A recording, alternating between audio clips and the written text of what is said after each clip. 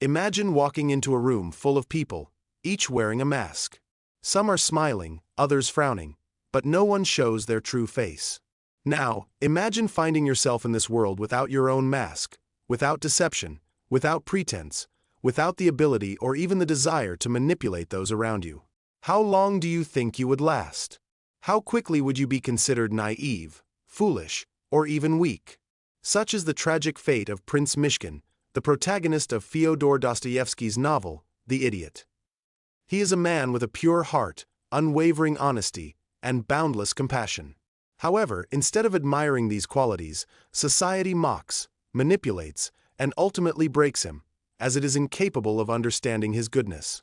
But this isn't just a story from 19th century Russia. It's a reflection of a painful truth about human nature that remains relevant today. Why do good people so often find themselves at a disadvantage? Why does sincerity evoke mockery instead of respect? And most importantly, if kindness leads to suffering, is it worth adhering to? By the end of this discussion, you will have a completely new perspective on kindness, morality, and the hidden dangers of being too good in a world that values cunning. The final insight we will explore is the most shocking, and it will change your perception not only of the world but also of yourself. To understand why kindness is often mistaken for foolishness, we first need to consider what society truly values. We like to think we admire honesty, kindness, and integrity, but do we really? Or do we merely tolerate these qualities when they don't interfere with our own interests? Throughout history, those who rise to power are rarely the purely good.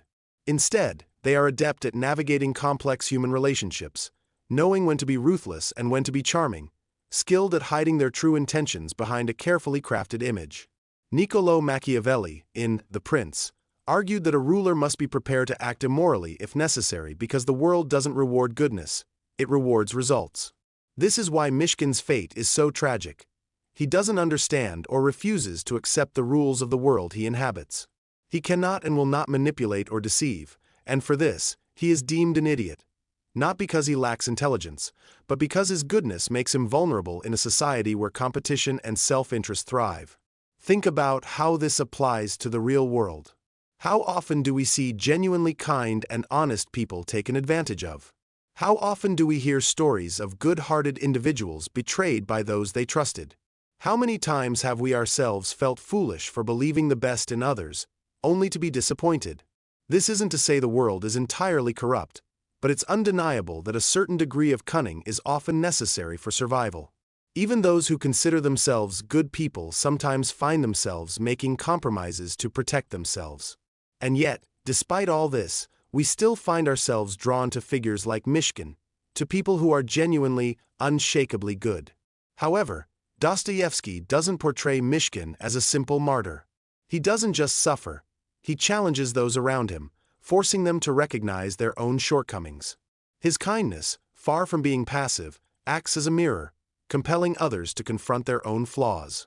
He doesn't judge them, but his very existence exposes their hypocrisy, his sincerity highlights their deceit, and his goodness makes their selfishness all the more apparent. This is why, instead of being embraced, he is rejected.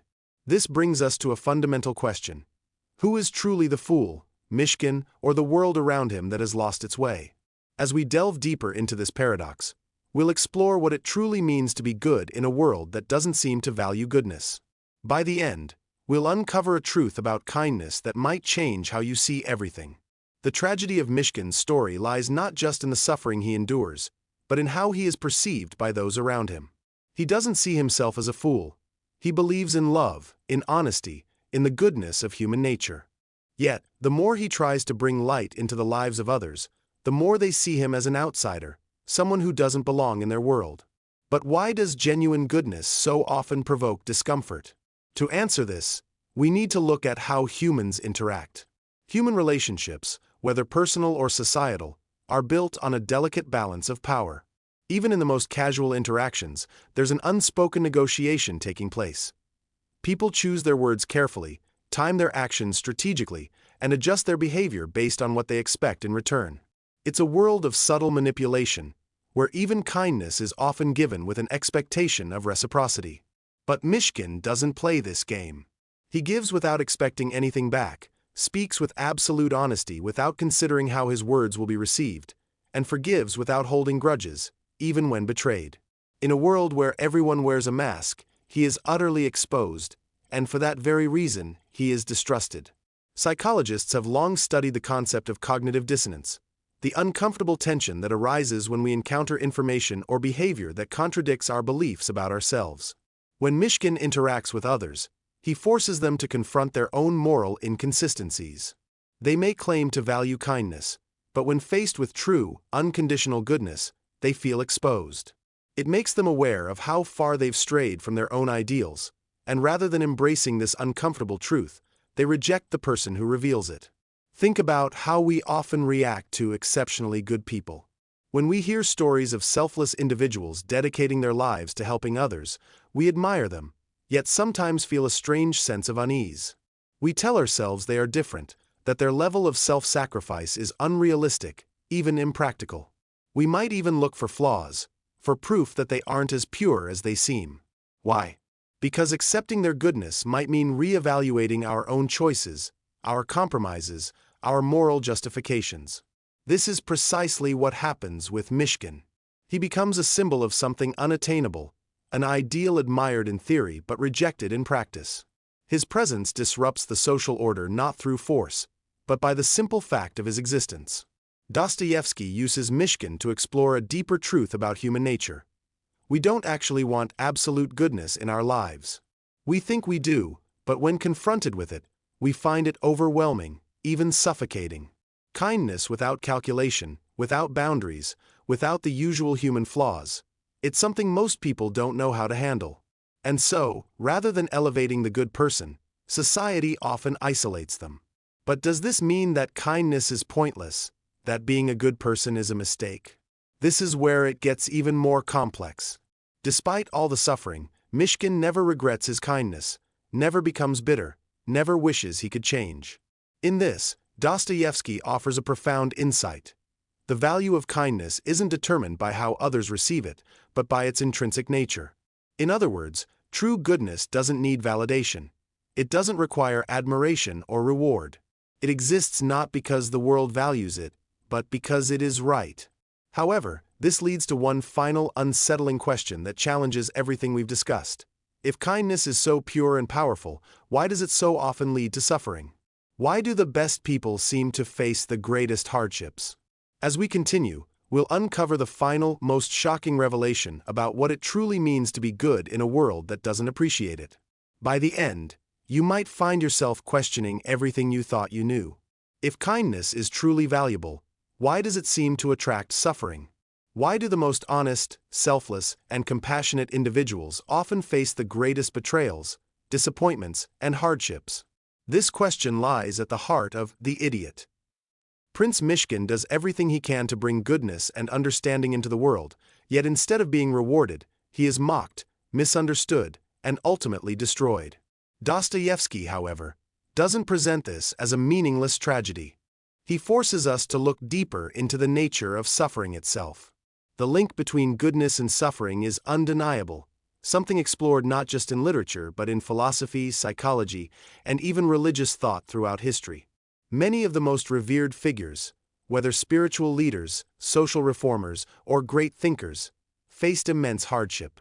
Jesus, Socrates, Mahatma Gandhi, Martin Luther King Jr., all dedicated their lives to ideals of justice, truth, and compassion, and all faced opposition, persecution, and, in many cases, violent ends. But why does the world seem to resist goodness rather than embrace it? One explanation is that genuine goodness is disruptive. It challenges the status quo, forces people to confront their own moral compromises, and most people, whether they realize it or not, don't want to be confronted. They want to continue living as they always have, without being forced to examine their selfishness, their compromises, their willingness to prioritize personal gain over moral integrity. When Myshkin enters the world of Russian high society, he doesn't fit into its structures. The people around him operate within a system of hidden motives, strategic relationships, and constant jockeying for power and status. Myshkin refuses to participate, and thus becomes an anomaly, something that cannot be easily explained or categorized. And what happens to anomalies? They are either absorbed, forced to conform, or expelled. Myshkin, unwilling to change, is ultimately rejected. This brings us to a crucial point. If suffering is often the price of goodness, what's the point? Is it worth it? Dostoevsky's answer is complex. He doesn't offer easy solutions or suggest that goodness will ultimately be rewarded in a worldly sense. Instead, he presents an idea that is both unsettling and profoundly liberating. The value of goodness is not determined by the world's reaction to it. In other words, kindness isn't about outcomes. It doesn't need to be praised, loved, or even understood. It isn't about success, recognition, or external rewards. Goodness, in its purest form, exists for its own sake. It is valuable simply because it is good. This idea is deeply challenging because it runs counter to almost everything we are taught. We are conditioned to seek validation, to measure our actions by their results, to expect fairness and justice in return for our efforts. But true kindness doesn't operate on these principles. It isn't transactional. It doesn't ask, "What's in it for me?" It simply is. Yet, therein lies a paradox. If goodness exists for its own sake, independent of reward, does it hold any real power? If it doesn't change the world around it, if it doesn't lead to success or influence, what is its purpose? This is the most difficult question we must explore because, although Myshkin suffers, he also leaves an indelible mark on the lives of those he encounters. Even those who reject him cannot forget him. Even those who mock him are, in some way, changed by their encounter with him. This suggests that while goodness may not always triumph in the conventional sense, it possesses a power that is deeper, subtler, and more enduring than we might assume. But what is this power, and how does it shape the world in ways we don't immediately see? In the final part of our discussion, we'll uncover a truth about goodness that challenges everything we've explored, leaving us with a revelation that might alter our understanding of human nature forever. If goodness isn't measured by its rewards, what is its true power? If the world rejects, mocks, and even destroys those who are genuinely good, why does kindness persist? Why do figures like Myshkin, who seem so out of place in a world driven by ambition and self-interest, continue to exist? The answer lies in something that cannot be easily seen or measured. It lies in the quiet, often unnoticed ways that true kindness transforms those it touches. Throughout The Idiot, Myshkin doesn't set out to change others. He doesn't preach, he doesn't try to reform society, and he doesn't force his ideals on anyone. Yet, he leaves a mark on every life he encounters.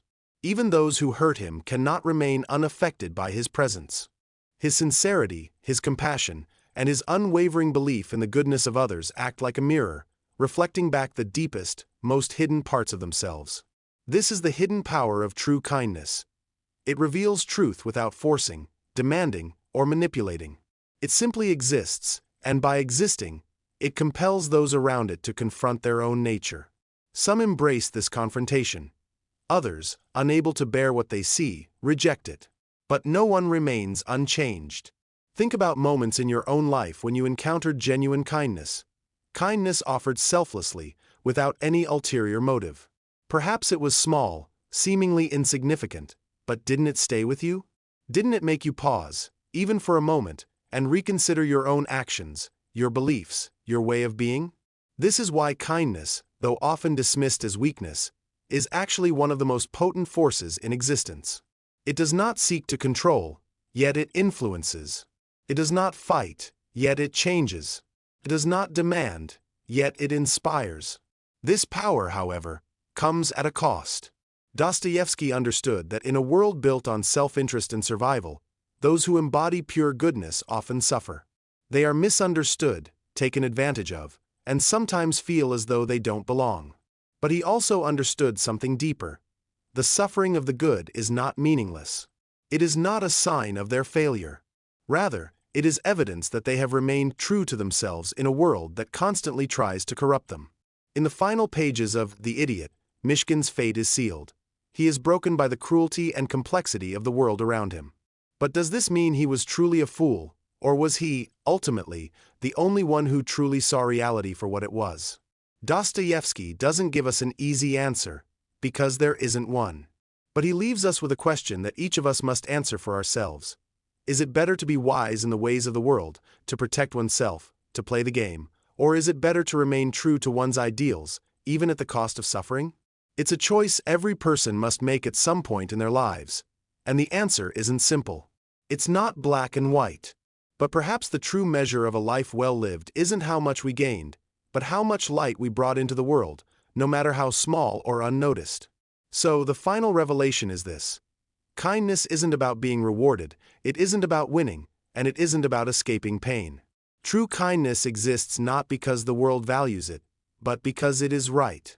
And ultimately, whether the world calls you a fool or a saint, whether you are remembered or forgotten, whether your kindness is celebrated or rejected, what matters is that you stayed true. Because in a world often dominated by deception and self-interest, the choice to be kind, despite everything, is the most powerful choice of all. Thank you for listening.